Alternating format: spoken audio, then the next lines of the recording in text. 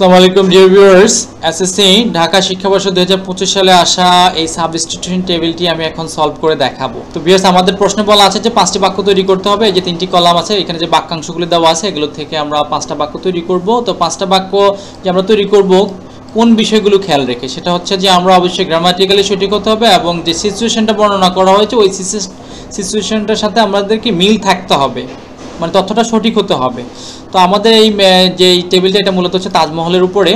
তো আমরা প্রথমে যে ক্লুটা দেওয়া আছে আমাদের, যে এই ক্লুটা বাম পাশে একবার লেফট সাইড কলামে, সেটা হচ্ছে তাজ, মানে তাজ বলতে তাজমহল। তাহলে এটা দ্বারা আমরা একটা সেন্টেন্স তৈরি করবো। একটা প্রথম সেন্টেন্সটি হবে এটা দ্বারা তাজমহলটা আসলে কি, যেখানে লেখা আছে যে ওয়ান অফ দ্য, শেষের যেই যে বাক্যাংশটা আছে যে one of the most beautiful buildings in the world, এটার সাথে মিলে যায়। তাজমহল হলো, হওয়া মানে কি বি। তাহলে এখানে ইজ, এই যে যেহেতু আমাদের এখানে বি ভার্ব দেওয়া আছে, তাহলে বি ভার্বের জায়গায় অবশ্যই আমাদেরকে এমিজার বসাতে হবে। তাজমহলটা থার্ড পারসন সিঙ্গুলার নাম্বার, সেক্ষেত্রে এখানে ইজ বসবে। তাহলে আমরা বাকি অংশটা বসাই দিতে পারি। তাজমহল হচ্ছে পৃথিবীর যে সুন্দরতম বিল্ডিংগুলো আছে তার মধ্যে একটি।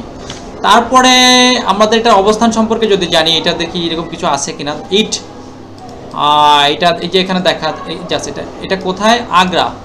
ওকে, এটা আগ্রাতে অবস্থিত।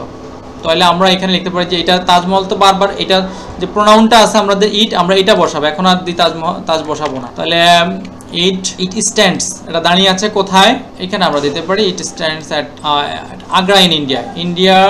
ইন্ডিয়াতে কি আগ্রা, ইন্ডিয়ার আগ্রাতে এটা অবস্থিত। দুটো হয়ে গেল আমাদের। তারপরে আমরা আবার ইট দ্বারা তৈরি করবো, যেহেতু এই তাজমহলের পরিবর্তে আমরা যে প্রোনাউনটা ব্যবহার করতে সেটা হচ্ছে ইট। তারপরে আমরা দেখি, তাহলে আমাদের এখানে দুইটা হয়ে গেল, যেমন এইটা চলে গেল আমাদের, যেটা গেল এটা হচ্ছে কি এইটা এট আগ্রা, আর এই যে এই দুইটা আমাদের চলে গেল। তারপরে আমরা দেখি তারপরে আমরা দেখি ইট ইজ বিল্ট, এটা নির্মিত হয়, এটা নির্মাণ করা হয়। এই যে এখানে ইট ইজ বিল্ট, এটা থার্ড পারসন, এটা হচ্ছে আমাদের প্যাসিভ ভয়েস আছে, এটা নির্মাণ করা হয় অন এ স্ট্রং বেস, একটা শক্ত ভিত্তির উপর এটা নির্মাণ করা হয়। তাহলে হয়ে যায়, তাহলে it is built on a strong base, একটা শক্ত ভিত্তির উপরে এটা নির্মাণ করা হয়। তাহলে 3টা সেন্টেন্স আমাদের হয়ে গেল। তারপরে আমরা দেখি, তাহলে আমাদের আরো একটা চলে গেল, এই যেটা এখন বাকি আছে আমাদের made of fine white marbles, এটা তৈরি করা হয়, এটা বোঝানো হচ্ছে যে এখানে, ঠিক আছে।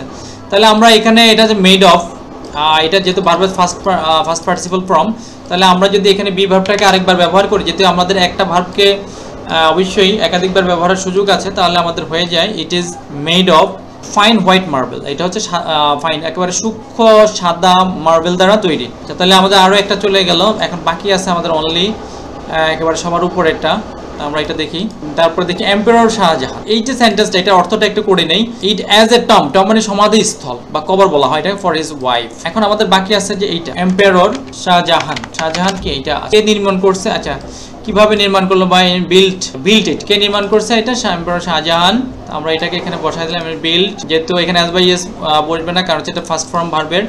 ওকে, built it as a tomb, এখানে অ্যাজ এ টম, এটা একটা সমাধিস্থল হিসাবে নির্মাণ করা হয়েছে তার স্ত্রীর জন্য।